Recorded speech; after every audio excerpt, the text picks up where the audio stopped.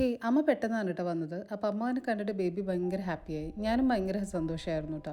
കാരണം ഈ വരുന്നതിൻ്റെ തലേദിവസം ഞാനും അമ്മയും കൂടിയിട്ട് ഒരു ചെറിയൊരു വഴക്കുണ്ടായിട്ടുണ്ടായിരുന്നു. അമ്മ വരില്ല എന്നൊക്കെ പറഞ്ഞിട്ട് ഞാൻ അമ്മയുടെ അടുത്ത് കുറേ വഴക്കുണ്ടാക്കി. ഞാൻ അമ്മയുടെ അടുത്ത് പറഞ്ഞു, അമ്മയ്ക്ക് ഇടയ്ക്ക് ഇവിടെ നിന്ന് വന്ന് നിന്നിട്ടുണ്ടെങ്കിൽ എനിക്ക് എത്ര സപ്പോർട്ടാവും. കാരണം നമ്മൾ പോകുമ്പോൾ നമ്മുടെ വീട്ടിൽ മെയ്ഡല്ലേ ഉള്ളത്. മെയ്ഡിനെ ഒന്ന് നോക്കാനായിട്ട് അമ്മ ഉണ്ടായിരുന്നെങ്കിലെന്ന്. പക്ഷേ പിന്നീട് അമ്മയുടെ സൈഡിൽ നിന്ന് നോക്കുമ്പോൾ ശരിയാണ്, അമ്മയ്ക്ക് അമ്മയുടെ കാര്യങ്ങൾ ചെയ്യാനില്ലേ.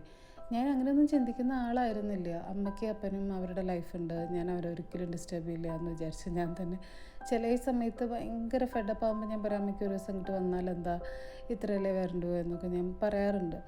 പക്ഷേ അവർക്കും അവരുടേതായ ലൈഫുണ്ട്. നമ്മൾ പ്രായമാകുമ്പോഴല്ലേ അവർക്ക് അതിൻ്റേതായ ബുദ്ധിമുട്ടുകളൊക്കെ ഉണ്ടാവുക. അപ്പോൾ സെക്കൻഡ് ഡേ അപ്പം വന്നിട്ടുണ്ടായിരുന്നു. അന്നത്തെ ദിവസം വൈകുന്നേരം അപ്പൻ്റെ കൂടെ അമ്മ പോയി. അപ്പോൾ അവർ രണ്ടുപേരും നല്ലൊരു ചിൽ ടൈം ആയിരുന്നു കേട്ടോ. ഞാനും അവനും അപ്പനും പിന്നെ ഗുണ്ടപ്പനും കൂടിയിട്ട്. ഇവർക്കാണെങ്കിൽ ബേബിയുടെ കൂടെ